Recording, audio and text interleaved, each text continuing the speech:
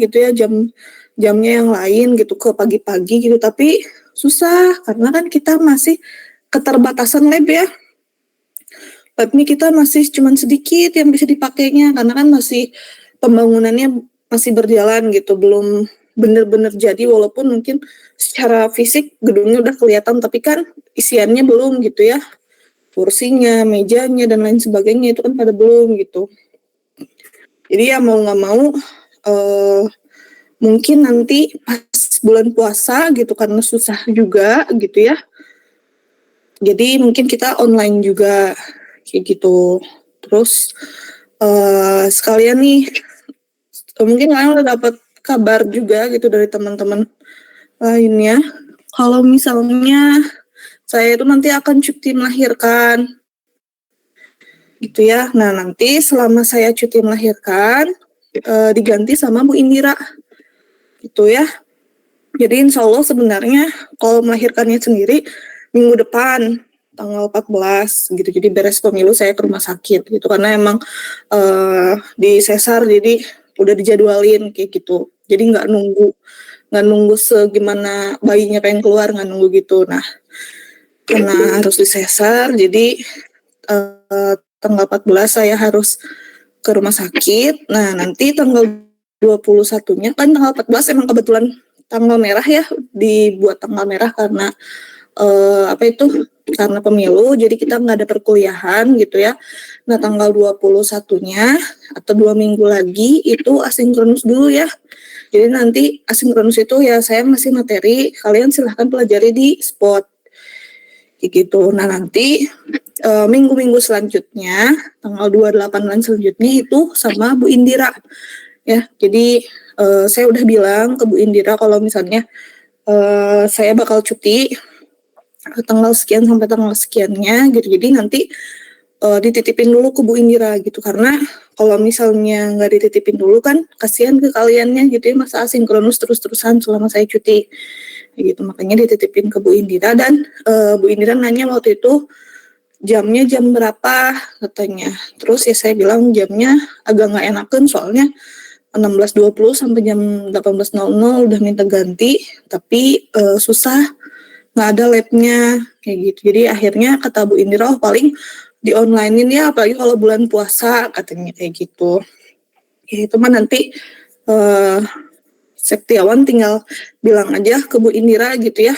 Nanti kan saya juga udah bilang ke Bu Indira, tapi nanti di follow up lagi aja ke Bu Indira apakah nanti pelaksanaan perkuliahannya offline di lab atau online kayak gitu ya. Jadi sama saya dulu sampai tanggal 21 ya asinkronus. Gitu, nanti sisanya sama Bu Indira mungkin sekitar 2-4 pertemuan. Gitu, saya belum tahu pastinya karena kan lihat dulu kondisi sayanya udah pulih atau memungkinkan belum tidaknya gitu. Jadi mungkin 2-4 pertemuan. Paling banyak 4 pertemuan sih sama Bu Indira. Terus nanti sisanya balik lagi sama saya gitu ya. Tapi kalau misalnya kalian ada apa-apa, misalnya mau ngechat, mau nanyain, kayak gitu, kalau misalnya segan ke Bu Indira gitu, mau nanyain boleh ke saya gitu ya. Maksudnya masih tetap on WA kayak gitu. Tapi mungkin agak sedikit slow rest. Oke, gitu ya. Ada pertanyaan dulu mungkin terkait nanti bakal gimana kuliahnya. Oke, kalau nggak ada kita masuk ke materi bentar ya. Nggak materi, saya jelasin dulu tentang aturan perkuliahan kita itu bakal kayak gimana. Oke, bentar ya.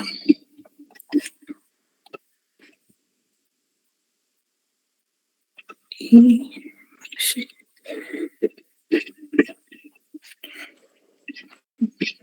masuk.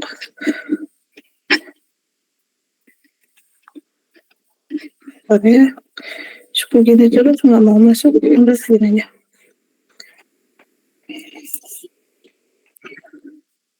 Oke, masuk ya share screen ya. Ada Ibu. Masuk Ibu.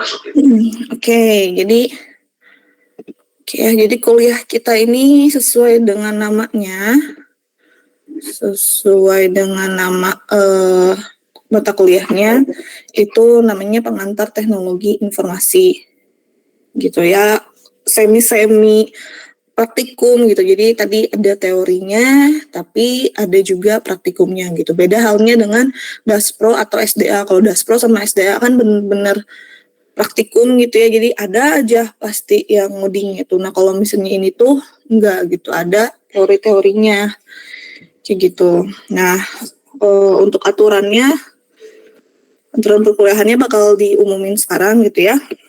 Oke, jadi dosen pengampunya sebenarnya ada 2. Untuk kelas A dan kelas B itu oleh Bu Indira gitu ya, dan nanti mungkin nanti ketika saya cuti gitu kalian sama Bu Indira juga. Nah tapi untuk kelas C itu oleh saya gitu. Jadi yang kalian lihat pastikan yang kalian kontrak di transkrip kalian itu namanya nama saya gitu. Kalau misalnya namanya bukan nama saya berarti kalian salah kelas kayak gitu ya. Jadi jangan sampai namanya bukan nama saya. Kalau bukan nama saya nanti takutnya pas Bu Indira nge-absen di spot itu disangkanya kalian nggak masuk.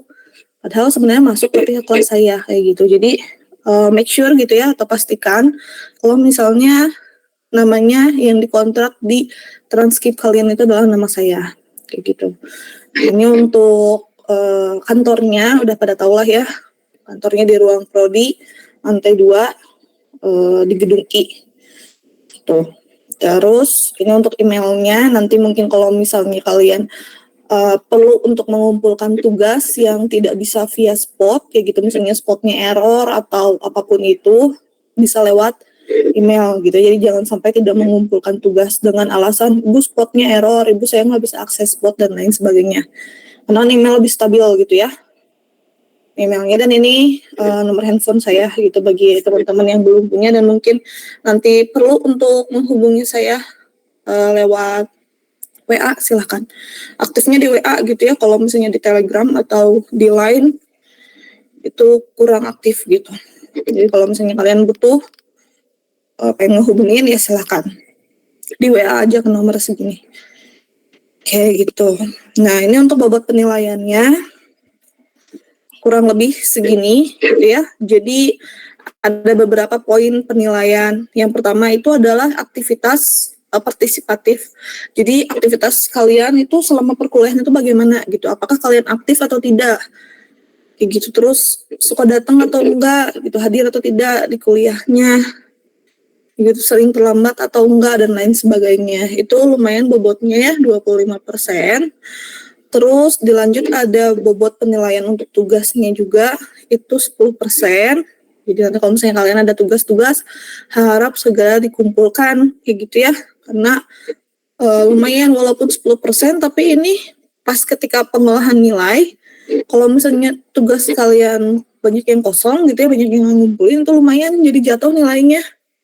Kayak gitu, dan kalau misalnya kalian nilainya kecil nih, tanggung misalnya dikit lagi ke A kayak gitu.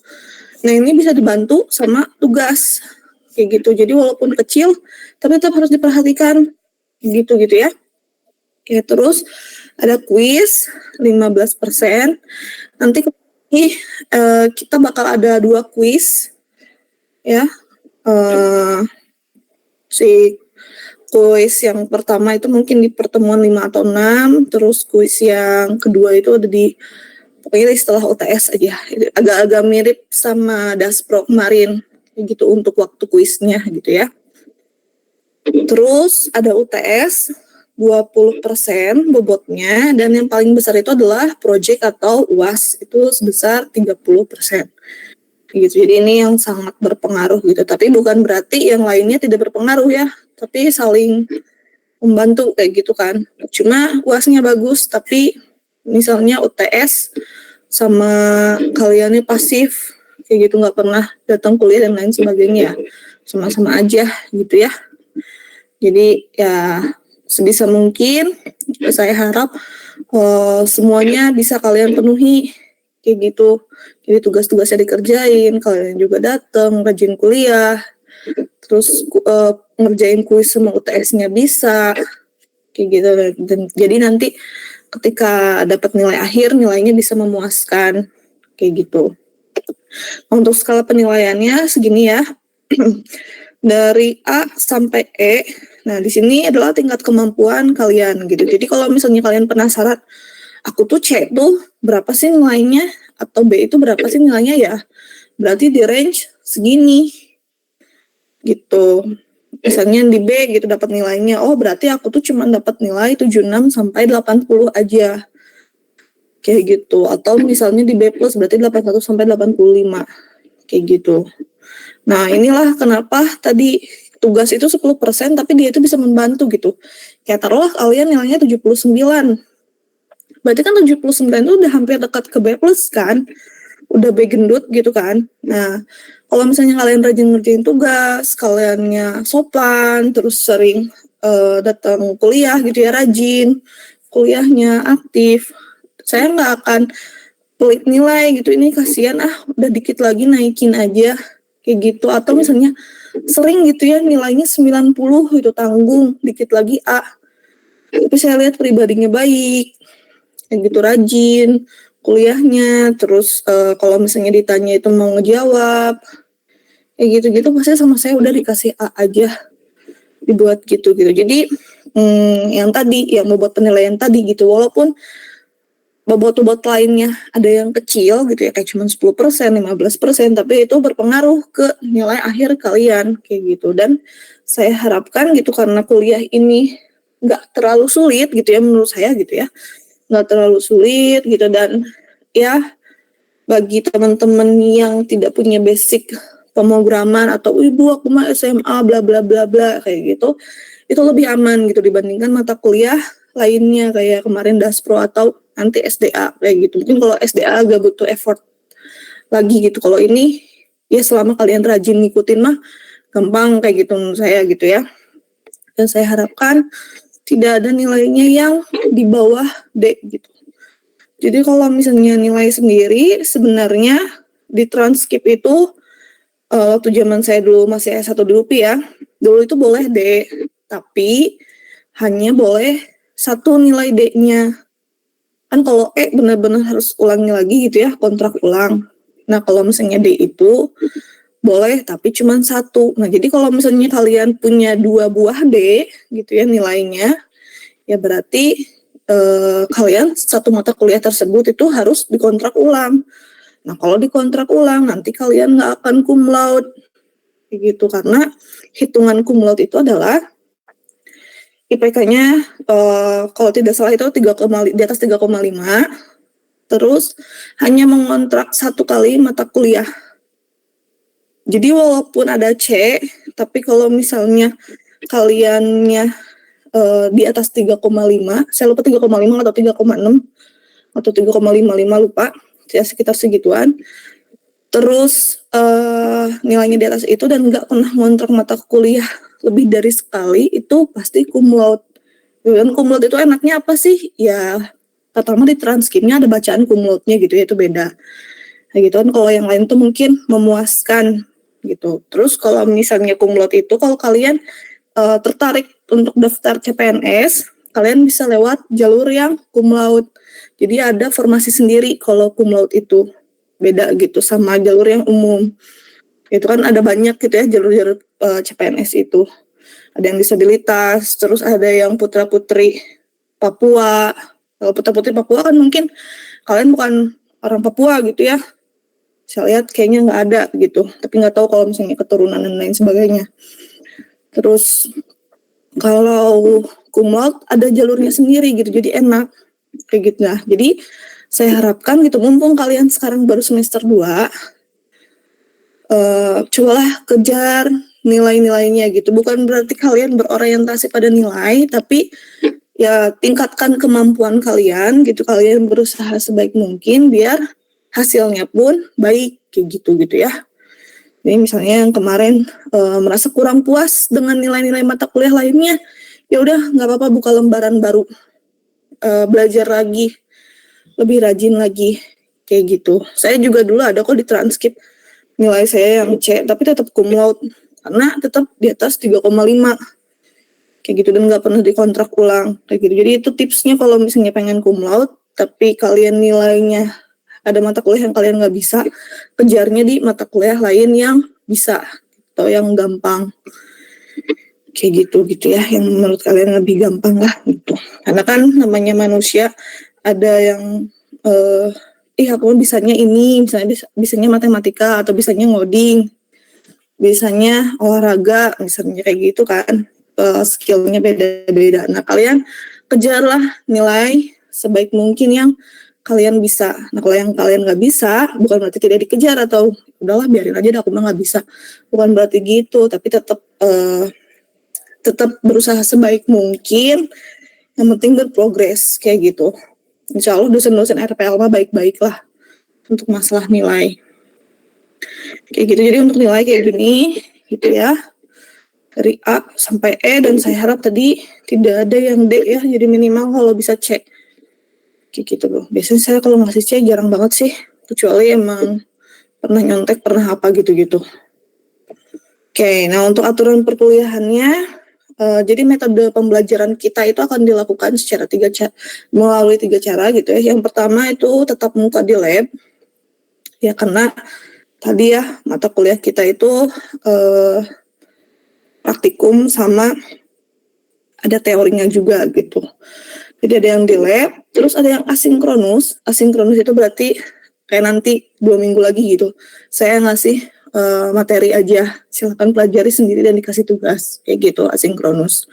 Nah kalau misalnya sinkronus itu kayak sekarang, sinkronus itu online, tetap maya gitu ya, via Zoom meeting, via Zoom meeting, iya benar via Zoom atau Google Meet, kayak gitu, itu untuk sinkronus.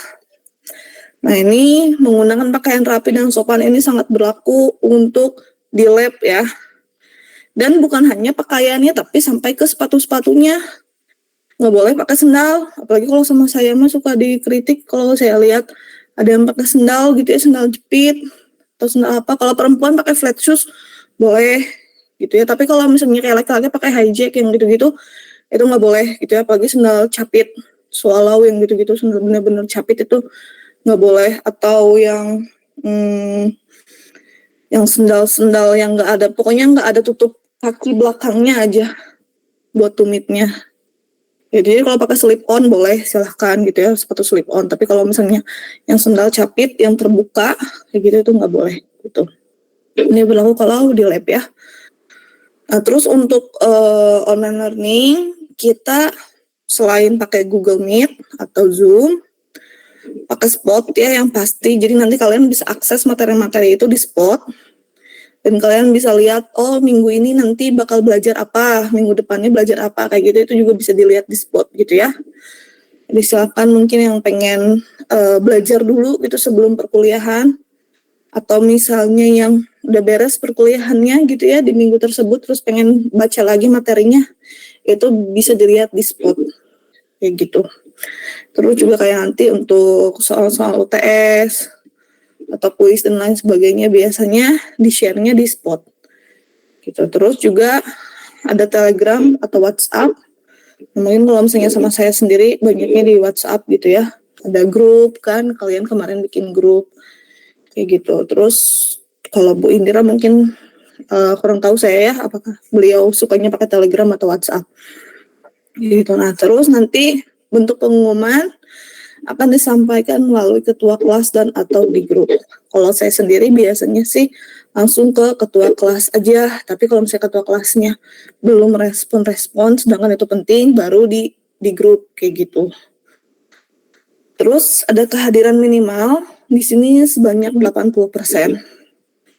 Jadi kalian boleh nih misalnya skip kelas kayak gitu, atau misalnya kalian ada keperluan gitu ya, keperluan mendadak yang tidak bisa ditinggalkan, terus kalian nggak hadir, itu boleh, selama yang penting minimal kehadiran total kalian sampai 16 pertemuan itu 80% kayak gitu. Tapi kalau misalnya amit-amitnya gitu ya, ternyata kalian tuh jatuh sakit terus harus dirawat kayak gitu, jadi pemulihannya lama dan lain sebagainya. Nah itu ada perlakuan khusus gitu ya. Jadi kayak ada keringanan kalau misalnya memang alasannya karena sakit parah kayak gitu.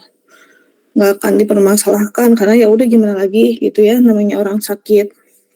Tapi saya harap semoga kita semua sehat gitu ya. Jadi biar lancar kuliahnya dan kalian juga bisa memenuhi kehadiran minimalnya gitu ya.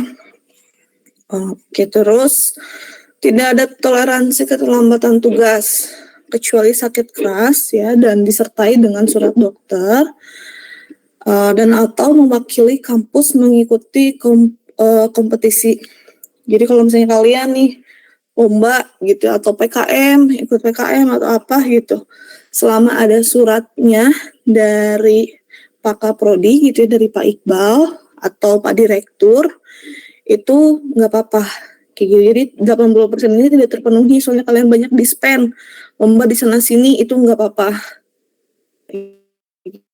gitu. Tapi kalau misalnya bukan sakit, bukan di-spend, kalian kehadirannya kurang dari 80% dan terlambat ngerjain tugas gitu ya, terlambat submit tugasnya, itu tidak ada keringanan ya, tidak ada toleransi kayak gitu.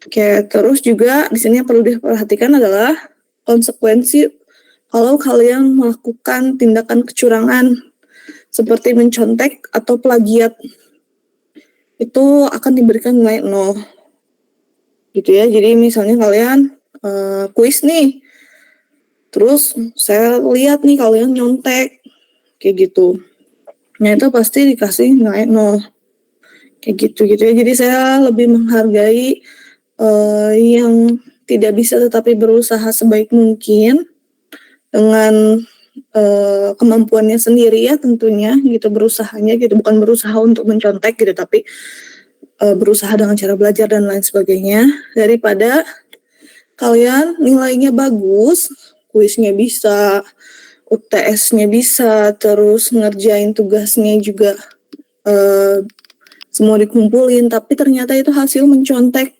kalian cuman ganti nama sama NIM doang kayak gitu, itu bakal kelihatan banget. Ini sangat mudah lah dosen untuk melihat kalian itu mencontek atau tidak gitu, karena dosen-dosen pun sama pernah jadi mahasiswa gitu, jadi tahu kalau misalnya nyontek tuh kayak gimana kayak gitu. Jadi hati-hati ya, jangan sampai melakukan tindakan kecurangan. Oke, terus di sini di akhir semester tidak melayani pengumpulan tugas yang terlambat, terus juga tidak melayani susulan kuis UTS atau UAS. Kalau misalnya tugas, ya tadi terlambat itu, kalau misalnya dengan alasan sakit keras dan dispen, nggak apa-apa. Tapi kalau misalnya dengan alasan Bu soalnya spotnya error, kan bisa via email. Atau misalnya Bu nggak kekejar soalnya saya salah lihat deadline-nya, ya itu mah keteledoran sendiri, gitu, tidak akan saya layani kayak gitu. Nah, tapi kalau misalnya untuk susulan kuis atau UTS atau UAS kayak gitu ya, kalau misalnya ada alasan yang kuat juga gitu ya, misalnya sakit kayak gitu kebetulan gitu ya, di hari kalian harus kuis atau UTS kalian sakit atau tadi dispen, itu silakan segera menghubungi saya gitu ya. Misalnya kalian udah tahu nih, oke, minggu depan kita kuis ya kayak gitu, taunya H-1 kalian sakit, atau hari H kalian sakit, atau misalnya pas hari H sakit belum bisa ngabarin nih, ya segera kabarin secepatnya gitu. Jangan pas di akhir semester, pas udah selesai kuliahnya kalian baru bilang, Bu, maaf saya waktu itu belum ikutan kuis 1 misalnya. Nah, jangan kayak gitu. Jadi kalau misalnya memang kalian ketinggalan gitu kuisnya atau TS-nya, langsung cepet-cepet kabarin. Ya gitu, walaupun sebenarnya saya tahu, tapi kan akan mungkin dong saya ngejar-ngejar gitu, kamu belum kuis ya, ayo kuis dulu, nggak akan kayak gitu ya, karena kan beda gitu perlakuan ketika kalian masih sekolah dulu di SMA atau SMK sama sekarang udah kuliah. Kalau udah kuliah itu dianggap kalian sudah dewasa, udah mandiri dan udah bisa bertanggung jawab terhadap diri sendiri.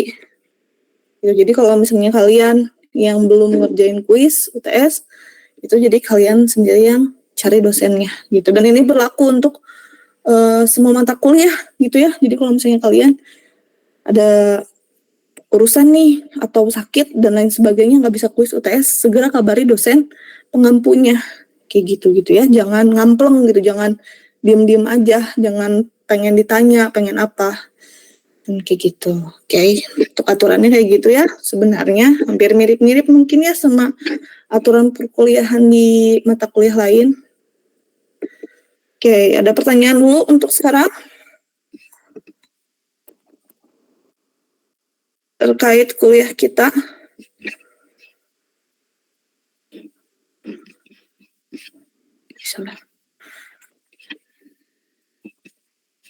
Gimana? Ada pertanyaan dulu?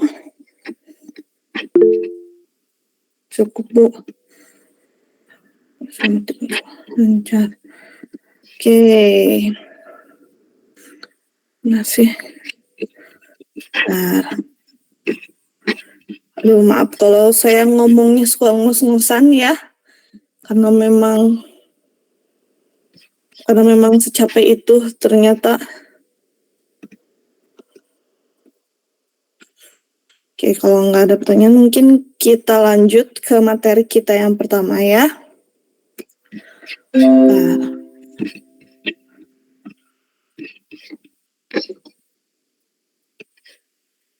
Oke. Nggak tahu kenapa suka gini terus, nggak bisa nge-share. Jadi harus share window.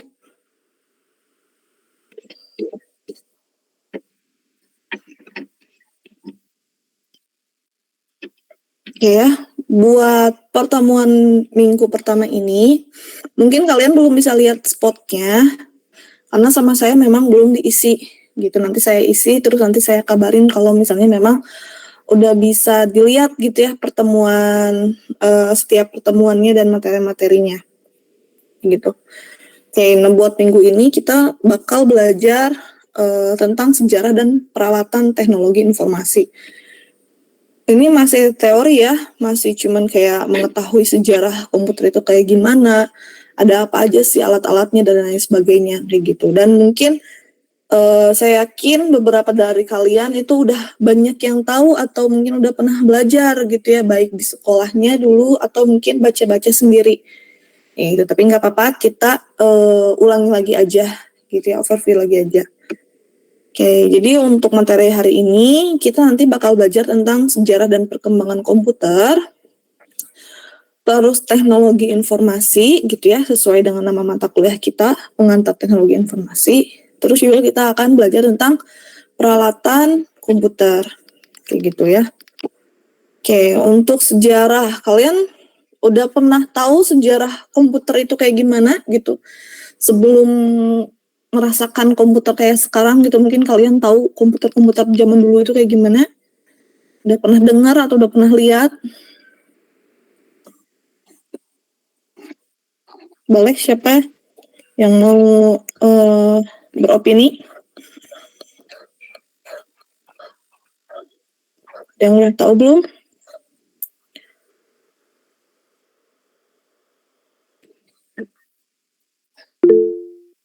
Boleh, Rafli?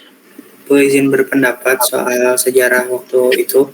Waktu itu pernah baca soal komputer itu dulunya dibuat untuk menyelesaikan permasalahan-permasalahan matematis. Dan waktu itu lupa tahun berapa, cuma waktu pertama kali dibuat komputer itu besar, Bu. Cuma itu aja sih yang dibaca. Oke, terima kasih Rafli. Bener ya. Jadi dulu tuh masih cuman untuk matematis aja, kayak gitu ya, kayak kalkulator, pertambahan, penjumlahan, kayak gitu. Dan itu ukurannya itu bener-bener besar, kayak gitu. Sebelum kayak compact kayak sekarang ya, kecil, 13 inch, atau tipis banget, ultra slim, dan lain sebagainya. Dulu tuh nggak ada gitu. Dan waktu zaman saya masih sekolah pun juga belum kayak sekarang gitu, laptop itu. Udah ada laptop, tapi laptop-laptop yang gede-gede. Ini tempat kedua. Oh, oke. Kenapa Ilham sakit?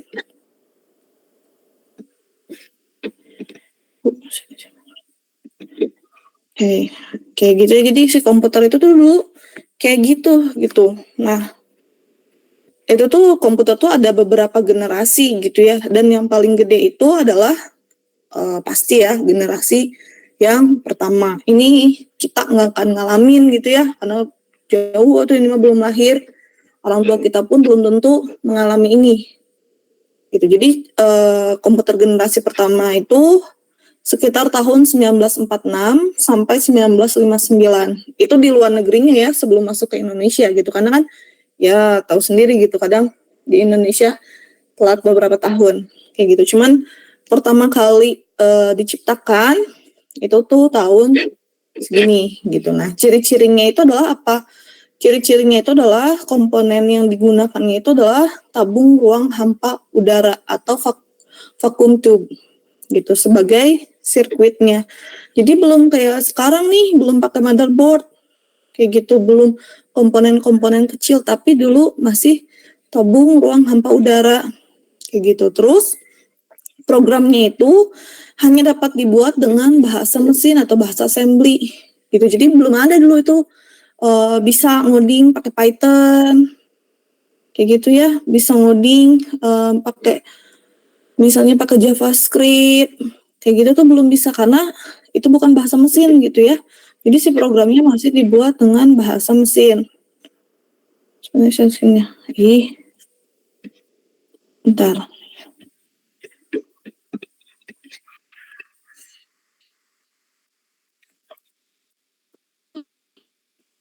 Masuk share screen-nya? Masuk, Bu. Oke, saya lanjutkan ya. Oke, jadi tadi si programnya itu dibuatnya dengan menggunakan bahasa mesin. Gitu. Terus dia menggunakan konsep store program dengan memori utamanya adalah magnetic core storage. Jadi masih pakai magnetic gitu ya, belum kayak sekarang, belum SSD gitu ya. Gimana? Masih ini bermasalah si share screen ya? Iya, Ibu, stuck di ini share screen Gemit gitu, Bu, tampilannya. Kenapa ya? Bentar, padahal udah ini bentar ya, saya live dulu ya. Baik, Ibu.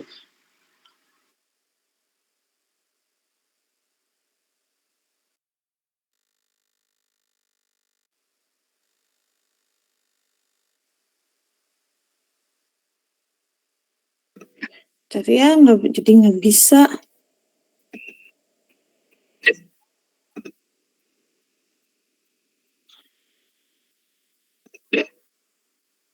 Kalau sekarang? Sudah, Ibu? Udah. Sudah. Sekarang slide-nya apa? Komputer gen pertama 1946 sampai 1959. Oke, aman ya. Oke, jadi tadi saya nggak nge-share meet-nya ya, tapi saya nge-share-nya sebenarnya slide-nya, tapi ya udahlah. Oke, Ya, jadi Ibu. gitu ya. Baru dikit kok slide-nya. Oke, jadi tadi dia itu belum pakai SSD gitu ya, masih pakai magnetic core storage gitu, jadi magnet. Nah, terus menggunakan simpanan luar, magnetic tape, dan magnetic disk. Dan orientasinya terutama pada aplikasi bisnis. Gitu. Nah, pasti ada kekurangannya, namanya juga baru generasi pertama. Itu yang pertama adalah kekurangannya ukuran fisik komputernya itu besar. Jadi dulu tuh komputer itu bisa satu ruangan besar. Kayak gitu ngabisinnya ya untuk satu buah komputer ya. Bukan banyak komputer, bukan ruang server. Tapi memang satu komputer itu gede banget. Gitu. Jadi butuh ruangan yang luas. Gitu. Terus dia juga cepat panas. Kayak gitu. Dan perlu alat pendingin karena kan nggak bisa ya kalau barang elektronik itu panas karena kan mereka disolder dan lain sebagainya. Terus kan ada toleransi kuat panasnya itu sampai berapa derajat, udah kayak gitu kalau barang-barang elektronik itu. Makanya perlu alat pendingin gitu. Terus juga prosesnya itu kurang cepat, jadi gede tapi lemot, dan juga simpanannya kecil atau storage-nya kecil kayak gitu. Terus juga dia membutuhkan daya listrik yang besar. Jadi belum ada tuh kayak sekarang gitu ya, nggak usah selalu dicolok listrik gitu, bisa pakai baterai. Kalau dulu tuh nggak, sangat-sangat tergantung dengan listrik kayak gitu. Dan ya karena fisik komputernya besar, jadi daya listrik yang dihabiskannya pun besar kayak gitu. Itu untuk generasi pertama. Nah, ini ada beberapa contohnya. Ini ada videonya ya, nanti bisa kalian tonton di kalau udah saya share gitu ya di spot.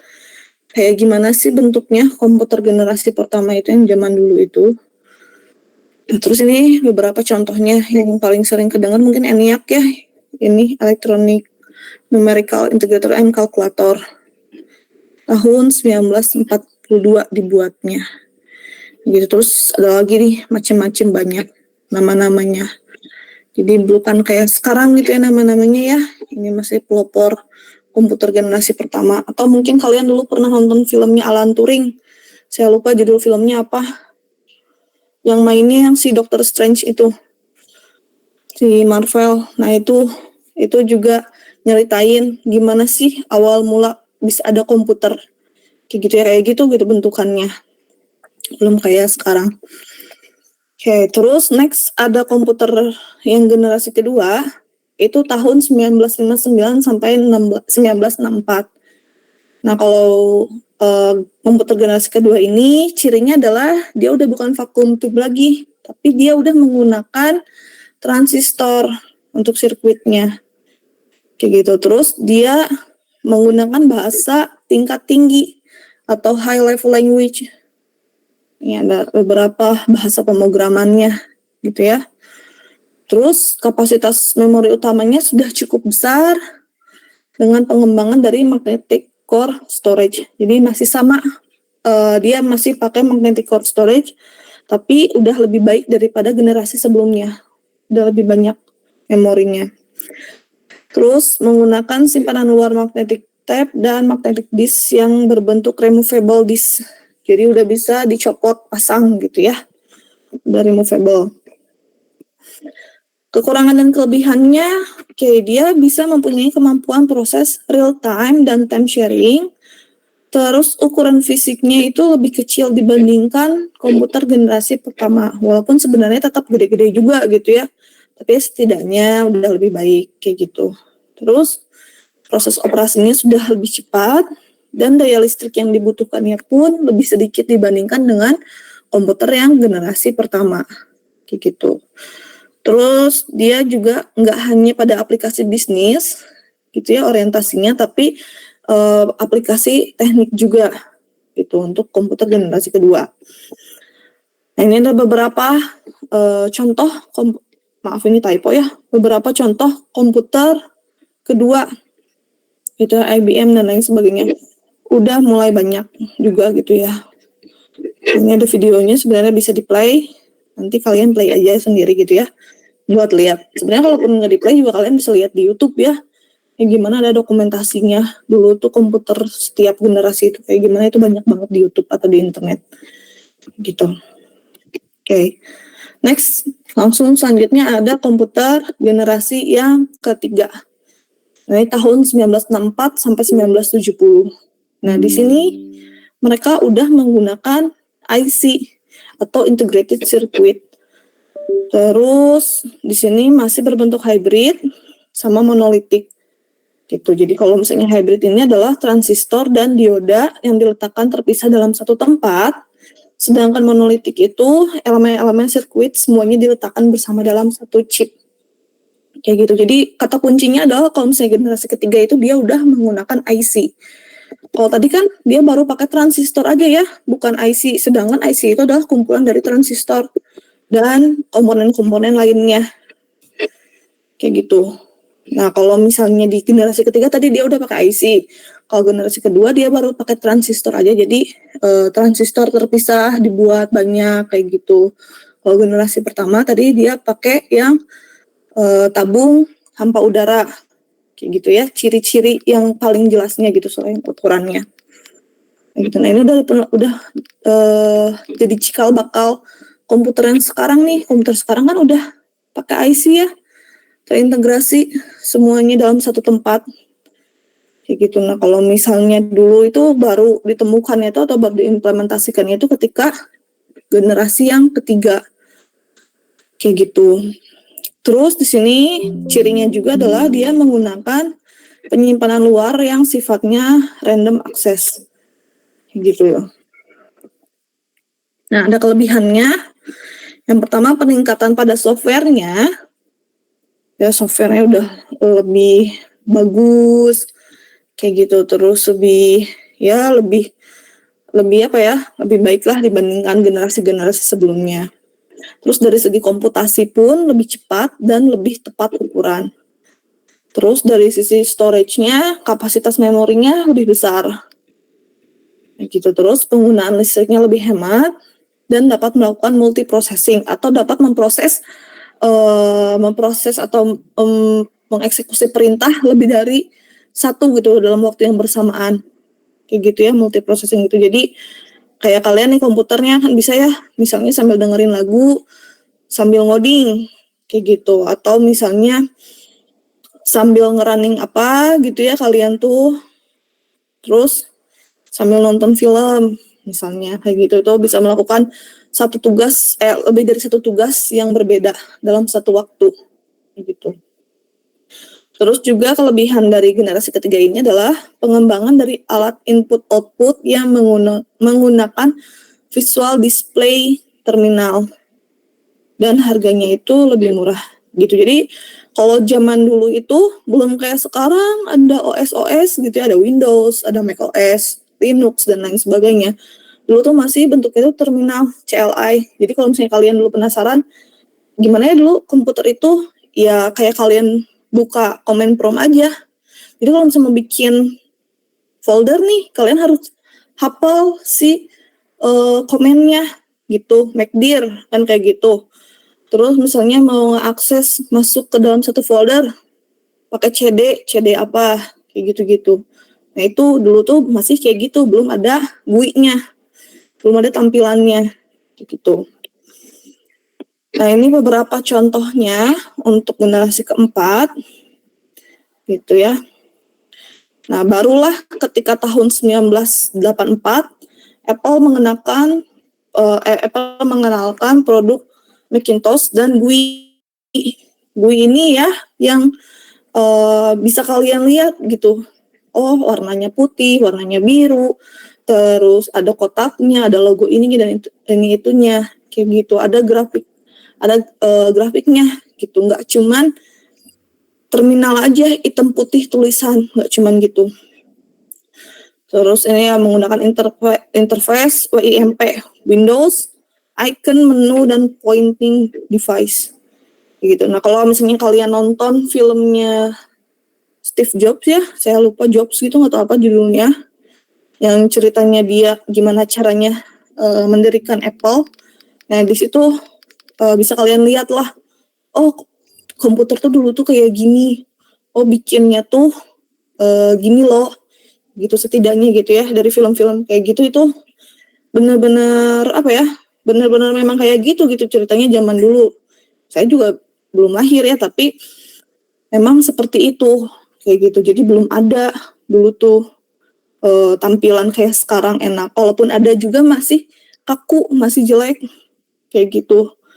UI UX-nya masih kurang bagus.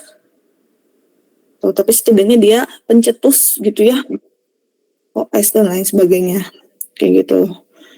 Pengennya berkembang kayak gitu dari 1970. Dia awalnya IBM dulu, terus setiap beberapa tahun sekali ngeluarin gitu ya, sangat rame gitu dulu tuh. Ini juga ada videonya, nanti silahkan bisa ditonton. Nah, sekarang itu kita masuk ke yang generasi kelima gitu. Sekarang hingga nanti masa depan.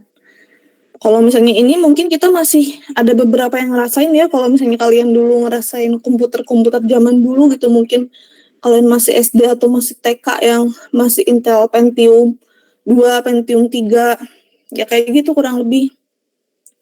Dulu Windows-nya itu belum ada kayak sekarang. Windows XP itu dulu udah bagus banget tampilannya. Dulu tuh masih Windows 2000, Windows berapa, ya kayak gitu kurang lebih kayak gitu ya. Nggak kayak sekarang gitu. Nah kalau misalnya sekarang udah masuk ke generasi kelima, cirinya adalah udah pakai semikonduktor gitu, terus udah large scale integration atau LSI, dan ada penggunaan nanoteknologi. Jadi komponen bisa dibuat sekecil mungkin. Makanya kenapa komputer-komputer zaman sekarang tipis-tipis, terus kecil-kecil, gampang dibawa-bawanya kayak gitu, karena memang dia udah menggunakan nanoteknologi gitu. Terus ini udah pakai semikonduktor. Kalau misalnya dulu saya belajar waktu di elektro itu semikonduktor itu si bahannya beda kayak gitu, lebih murah, lebih cepat dan lain sebagainya, lebih tahan panas kayak gitu-gitu. Ya kan kalau dulu SD atau SMP ada tahu konduktor, isolator kayak gitu-gitu kan yang kita tahu. Nah, ini ada lagi semikonduktor kayak gitu. Nah, ini adalah ciri dari si komputer generasi kelima, yaitu komputer generasi sekarang yang kita pakai sampai mungkin nanti masa depan. Mungkin nanti kalau misalnya udah ada komputer generasi ke-6, barulah sampai kapannya kelihatan. Gitu. Pokoknya sejauh ini baru sampai generasi kelima. Oke, itu untuk si sejarah komputer. Ada yang ditanyain dulu? Oke, nggak ada. Kita lanjut ya. Oke, sesuai dengan nama mata kuliah kita, yaitu pengantar teknologi informasi. Apa sih yang kalian pikirin kalian ngontrak mata kuliah ini gitu? Pengantar teknologi informasi. Kira-kira tentang apa sih teknologi informasi ini? Oke, mungkin ada yang bisa jawab. Boleh Syahrul?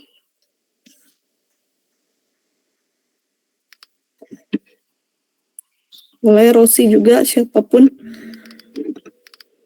Mana hilang di sini, nggak ada yang di sini. Oh, boleh Rosi. Jadi kalau menurut pendapat saya, teknologi informasi itu ilmunya mempelajari bagaimana kita mentransfer suatu informasi dengan menggunakan teknologi. Mentransfer informasi dengan menggunakan teknologi. Berarti ada dua keyword ya, informasi dan teknologi. Oke, terima kasih Rosi. Ada yang bisa nambahin lagi? Boleh Syahrul? Penggabungan teknologi. Oke, noise suaranya. Penggabungan teknologi Dan komunikasi. Jadi sebuah teknologi itu dipakai untuk berkomunikasi sehingga terjadinya pertukaran informasi. Penggabungan teknologi dan informasi gitu. Teknologi itu dipakai untuk apa tadi kurang jelas? Pertukaran informasi, berkomunikasi, Bu. Penggabungan teknologi dan komunikasi. Penggabungan teknologi, informasi dan komunikasi gitu. Iya.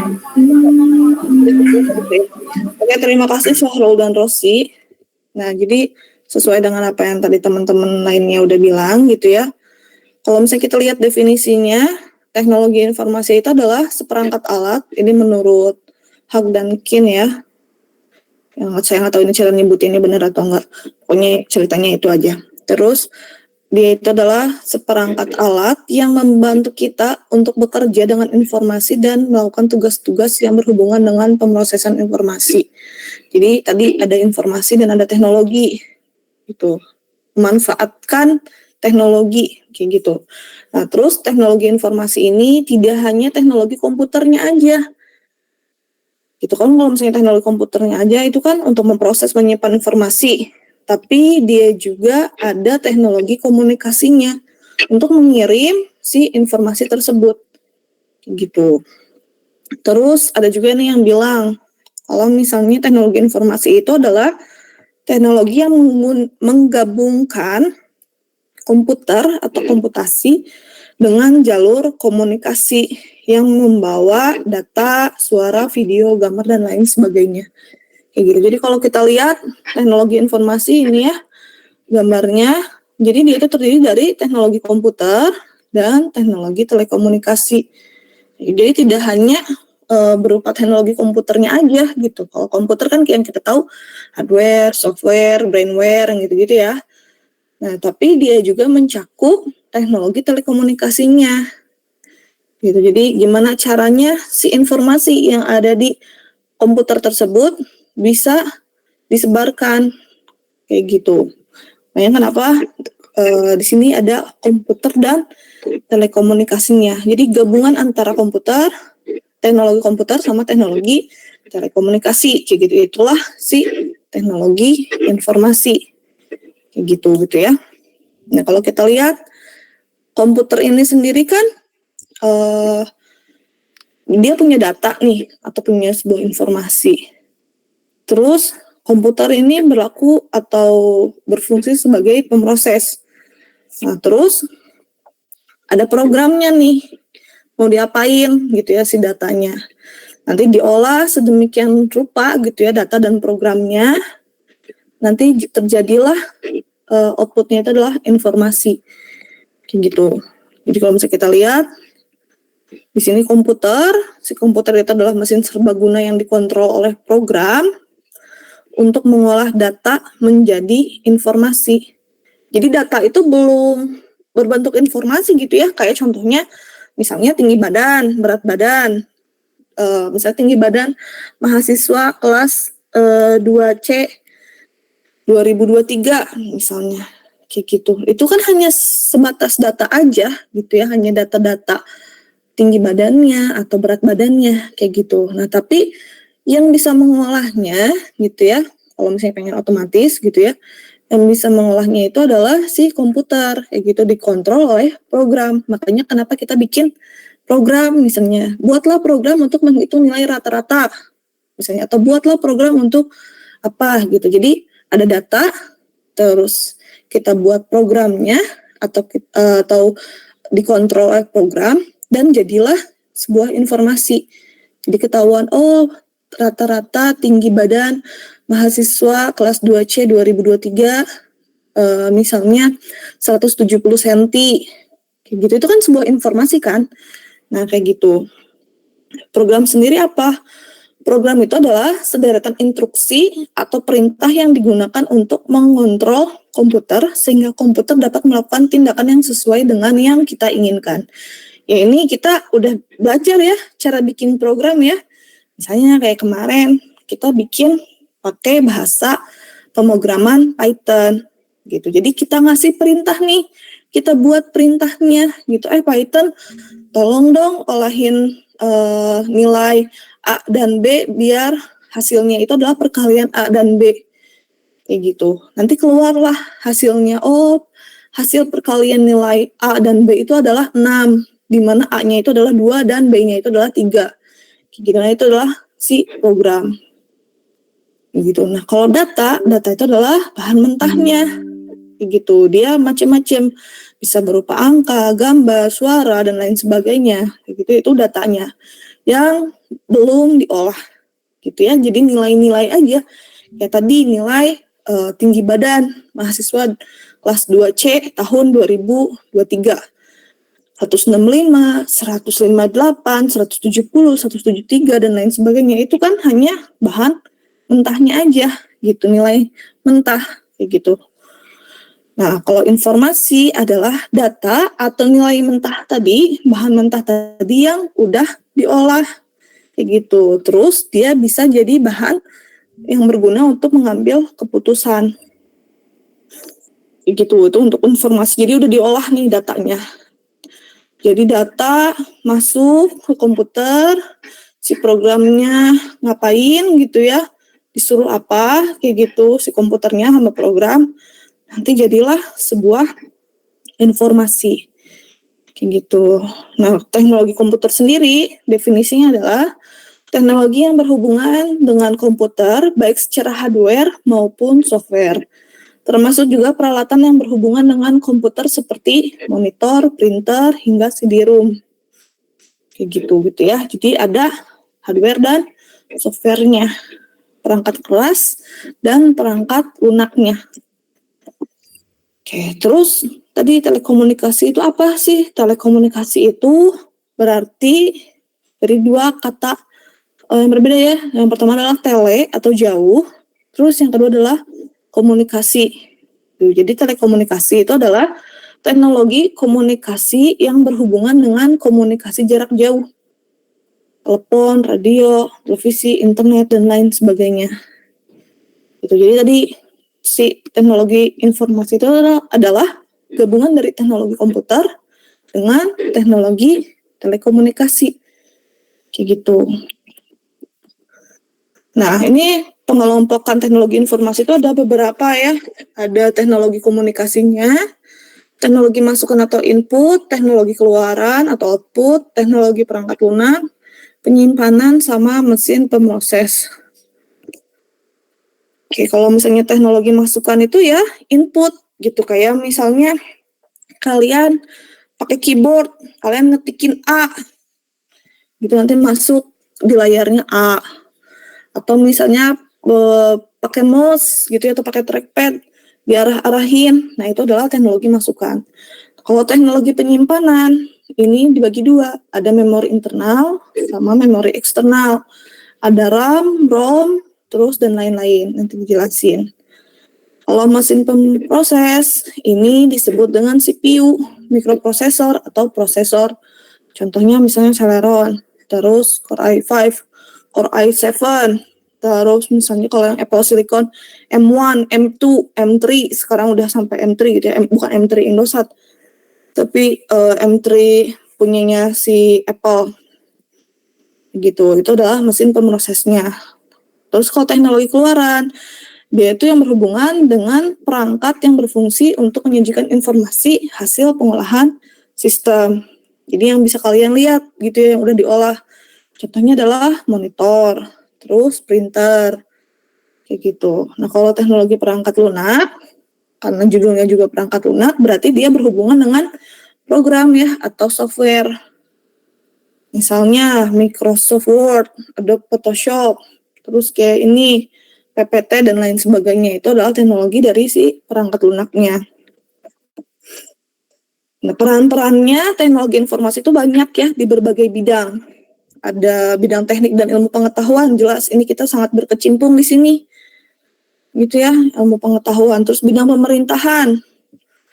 Misalnya dulu kalau bikin KTP itu masih harus datang ke kelurahan, ke kecamatan, dan lain sebagainya. Kalau sekarang udah lebih mudah. Kayak gitu. Terus bidang bisnis. Kerasa banget sekarang ada Shopee, ada Tokopedia. Kayak gitu ya.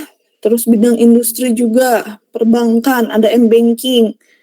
Bidang pendidikan ada Spot, kayak gitu. Terus ada platform-platform buat pelatihan, gitu. Bidang kedokteran, ini jelas ada USG, gitu ya.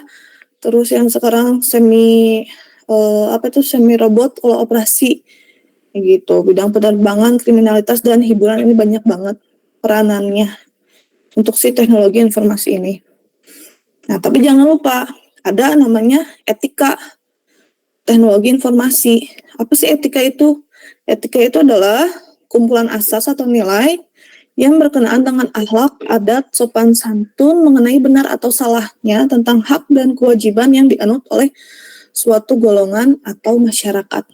Makanya kenapa etikanya beda-beda. Di Indonesia misalnya, jangan kan Indonesia lah, misalnya kalau di Sunda itu etikanya itu kalau ketemu orang itu misalnya harus nyapa, harus gimana gitu. Kalau misalnya nggak kayak gitu nanti dianggapnya nggak sopan.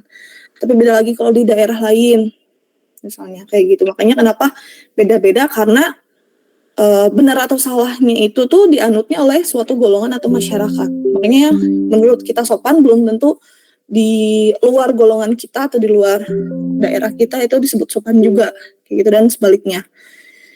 Kayak gitu. Nah, sama teknologi informasi pun ada standarnya sebenarnya ya. Ada etikanya dalam penggunaan teknologi informasi gitu. Jadi kita tidak semata-mata hanya menggunakan aja, tapi nggak pakai etika gitu. Ada etikanya.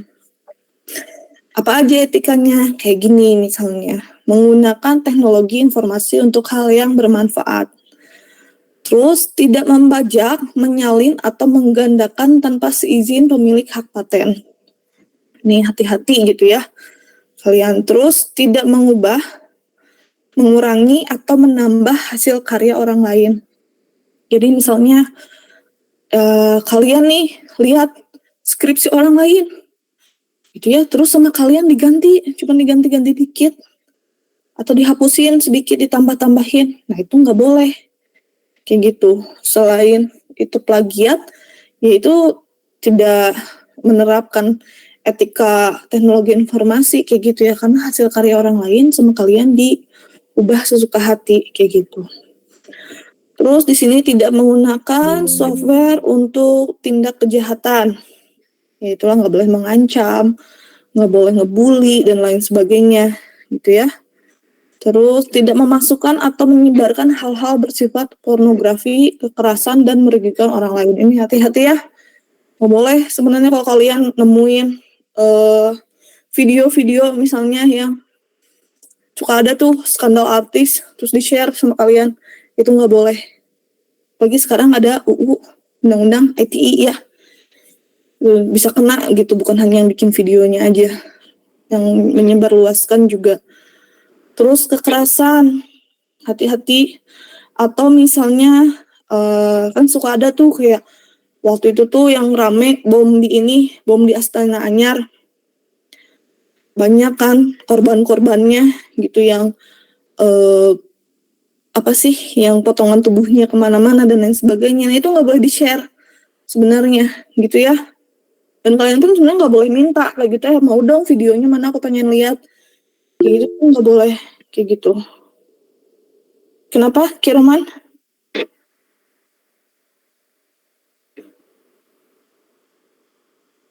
Kayaknya ada ya. Maaf Bu, tadi kepencet. Oh, pencet. Oke, gitu ya. Jadi hati-hati ketika kalian menyebarkan sesuatu gitu ya.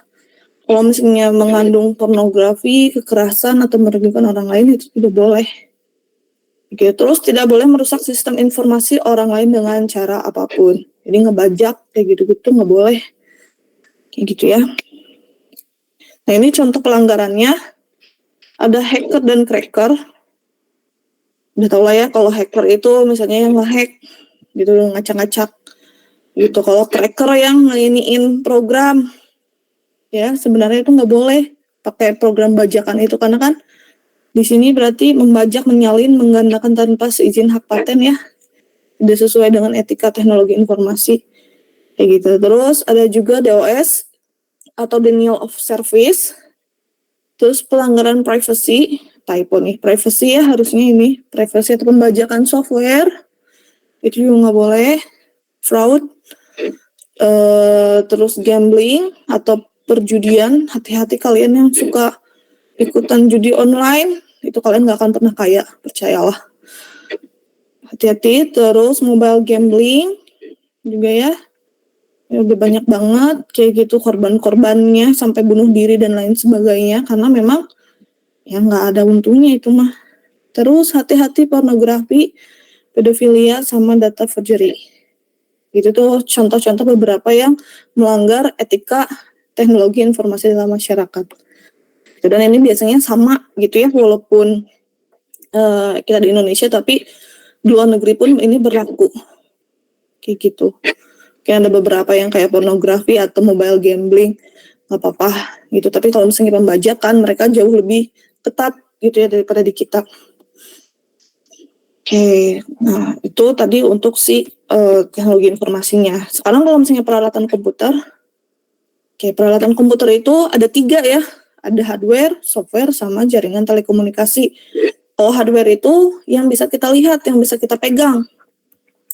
Contohnya mouse, monitor, CPU, keyboard, itu pokoknya segala sesuatu yang kasat mata gitu ya, bisa kita lihat, bisa kita pegang, itu hardware.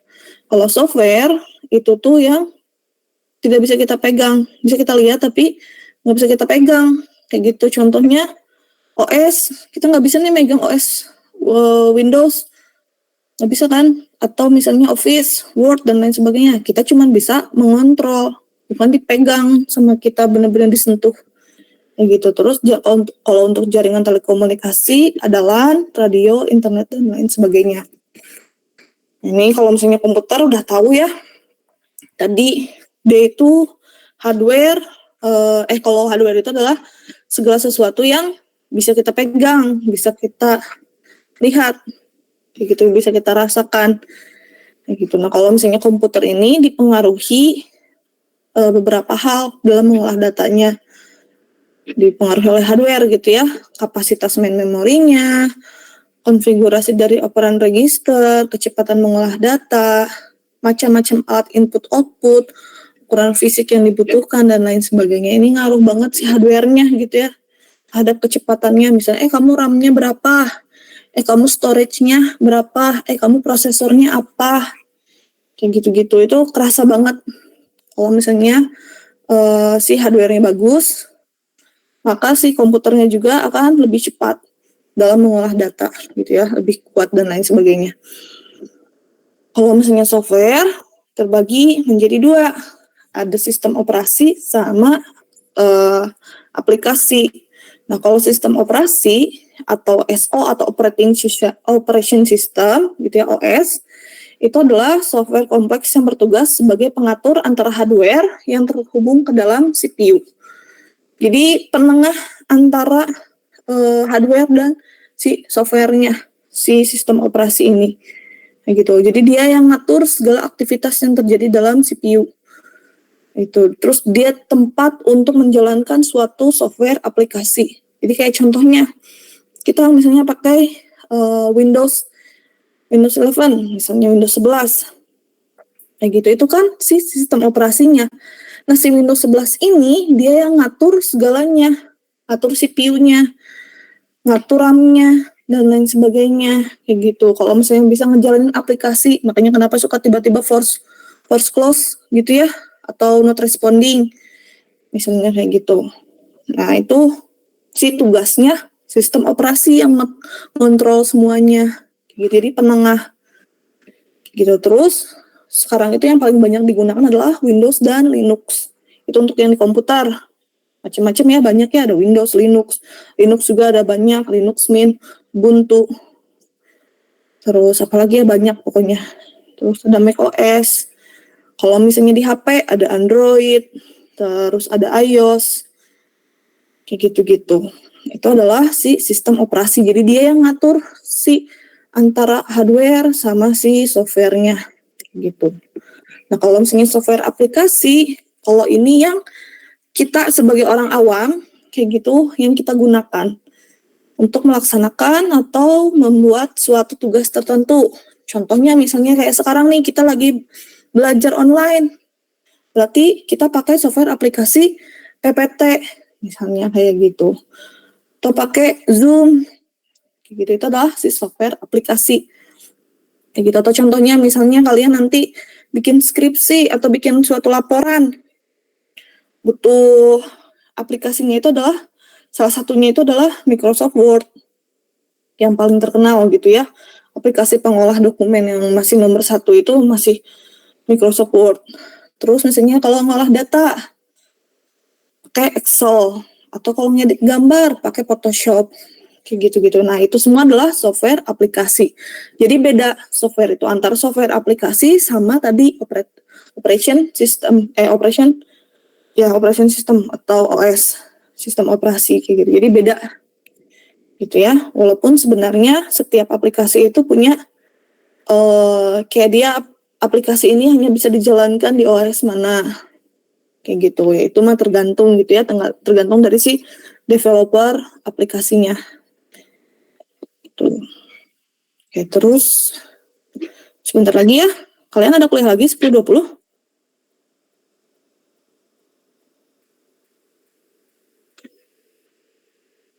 Ada kuliah lagi 10.20? Ada, Bu. Oke, ada. Oke, sebentar lagi ya. Nanti ini kalian bisa baca sendiri ya. Ada input, proses, sama output. Ya, kalau udah tau lah kalau input itu kayak mouse, keyboard, dan lain sebagainya. Gitu. Terus kalau misalnya proses itu CPU, VGA, RAM. Pokoknya yang ada di isi di dalamnya gitu atau otaknya. Terus ada juga power supply, motherboard, hard disk. Kalau proses. Nah, tugasnya apa CPU ini? Mengatur dan mengendalikan alat input dan output. Itu ibarat otak kita. Gitu ya, kita punya otak, kita punya tangan, punya kaki. Yang ngatur semuanya kan si otak kita, gitu ya. Memompa jantung, mengalirkan darah, dan lain sebagainya. Kayak gitu. Nah, sama si CPU juga yang ngendaliin itu semua. Kayaknya nggak bisa kalau nggak ada CPU-nya. Terus mengambil instruksi-instruksi dari main memory, mengambil data, terus mengirim instruksi ke ALU, tempat untuk perhitungan aritmatika dan logika, sesuai dengan namanya Arithmetic and Logic Unit ALU itu, terus menyimpan hasilnya ke main memory. Nah, kalau memori sendiri terbagi beberapa, ada main memory, jadi untuk akses data ke prosesor, tapi dia bukan sebagai tempat penyimpanan data. Jadi RAM yang kalian tahu, RAM 8GB, 16, 32, dan lain sebagainya, itu bukan untuk menyimpan data. Hati-hati, masih banyak yang kebalik, memorinya berapa? Kayak gitu. Padahal mungkin yang ditanya memori storage, memori penyimpanan, bukan memori main memory. Kayak gitu. Kalau main memory sendiri, dia dibagi menjadi dua. Ada ROM sama ada RAM. Ini ada penjelasannya. ROM itu apa? Bedanya, jadi kalau ROM itu, kalau misalnya komputer kalian tiba-tiba mati, gitu ya, kontennya itu, isinya itu nggak akan hilang. Tapi hanya bisa dibaca karena read-only memory. Singkatannya ROM itu. Tidak bisa dihapus, yang isinya itu sudah default dari pabriknya. Kayak gitu. Nah, kalau misalnya RAM itu singkatan dari Random Access Memory. Jadi tempat penyimpanan saat komputer dijalankan dan dapat diakses secara acak. Gitu. Jadi dia kumpulan dari chip berupa IC atau integrated circuit. Nah, ini semua. Ya, ini semua nih dalamnya. Kayak gitu. Dan fungsinya itu mempercepat pemrosesan data karena data disimpan dan dapat diakses kembali dengan sangat cepat. Karena kan dia random. Begitu. Jadi yang ngaruh, salah satunya yang ngaruh komputer kalian cepat atau tidaknya, selain prosesornya, itu RAM-nya. Kayak gitu. Nah, tadi IC itu terdiri dari jutaan kapasitor dan transistor. Terus kalau memori yang storage, nah ini untuk menyimpan data-data kalian. Contohnya hard disk, SSD, disket, mungkin kalau kalian dulu masih ngalamin. Terus DVD-ROM, terus flash disk, dan lain sebagainya, yang tempat nyimpan data. Yang memang kalian bisa akses, gitu ya, buka sesuka hati, kapan, dihapus, ditambahkan, diedit, dan lain sebagainya. Itu semua datanya disimpan di storage.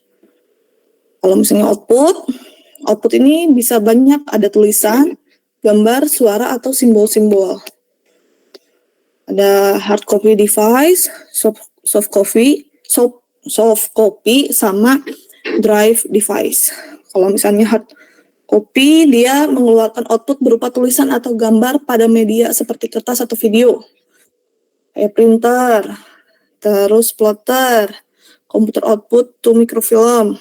Kalau soft copy, dia outputnya tulisan atau gambar pada media berupa sinyal elektronik, video display, speaker, flat panel display. Kalau drive device, outputnya hanya dapat dimengerti oleh komputer dan digunakan kembali sebagai alat input. Contohnya sebagai disk magnetik sama tape magnetik. Oke, kayak gitu ya. Pas ya. Oke, ada pertanyaan dulu mungkin? Masih gampang ya, ini masih kayak dulu pelajaran TIK ya.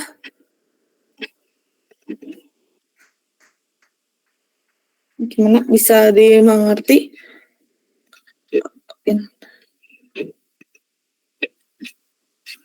Aman? Aman Bu, cukup bisa dimengerti Bu. Oke. Ya gitu ya, jadi kayak gitulah pengantar awalnya gitu, teknologi informasi gitu. Nah, kalian nggak akan semata-mata belajar itu ya. Nanti belajar materi lainnya juga. Kayak gitu. Nah, nanti itu mungkin untuk silabusnya bisa dilihat di spot ya.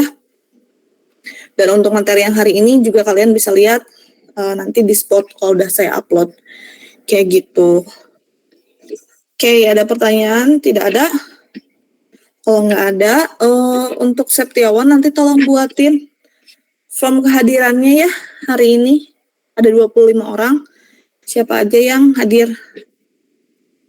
Ya, siapa aja yang hadir di kelas C ini? Ada berapa orang yang ngontrak, sama berapa orang yang hadir? Gitu. Saya screenshot dulu. Nah, berapa orang yang hadir, yang tidak hadir, kayak gitu. Ditulis ya, soalnya spotnya belum bisa dibuka sama sayanya. Harus dimasukin dulu RPS dan lain sebagainya. Kayak gitu. Mungkin teman-teman kalau misalnya nggak ada pertanyaan, gitu dulu untuk kuliah kita hari ini. Ibu, maaf Bu. Saya izin bertanya buat besok. Besok Itu SDA Bu. Itu jadinya sama Pak Hendriana ya? Oh, ini SDA itu ada perubahan ya. Jadi semua SDA kelas ABC semua sama saya. Nah, kalau misalnya kalian lihatnya di transkrip kalian namanya bukan nama saya, nanti PRS aja karena memang diganti sama prodi. Emang asalnya saya waktu itu cuma megang satu kelas, tapi diganti kelasnya Budian sama kelasnya Pak Hendri juga jadi sama saya. Kayak gitu. Jadi SDA semuanya sama saya gitu ya. Tapi besok kan libur. Jadi paling baru Kamis juga sayanya udah lahiran. Kamis mah tanggal 15 insya Allah udah lahiran. Mungkin asinkronus dulu ya untuk pertemuan pertama dan keduanya. Nanti baru sama Budian atau sama Pak Hendri. Ini yang SDA kelas kalian mungkin nggak ketemu saya dulu. Gitu. Karena ternyata libur hari Kamisnya tanggal 8-nya. Makasih Bu. Oke, gitu. Jadi ya gimana lagi gitu ya, karena tadinya kirain saya itu nggak libur tanggal 8 itu, ternyata di kalender kan merah. Gitu, dan tanggal 15-nya sudah tidak memungkinkan saya untuk ngajar. Karena mungkin masih di rumah sakit. Amin. Semoga lancar. Amin ya. Makasih doanya. Kalian juga semoga lancar kuliahnya. Baik-baik nanti sama Pak Hendri atau Budian ya. Oke, nanti mungkin ketemu lagi sama saya di bulan selanjutnya, di bulan Maret insya Allah. Oke, gitu dulu teman-teman semua. Terima kasih atas kehadirannya. Semoga ilmunya bermanfaat di kemudian hari. Oke, selamat kuliah lagi. Semoga lancar. Saya tutup kuliahnya. Wassalamualaikum warahmatullahi wabarakatuh. Waalaikumsalam. CN ya.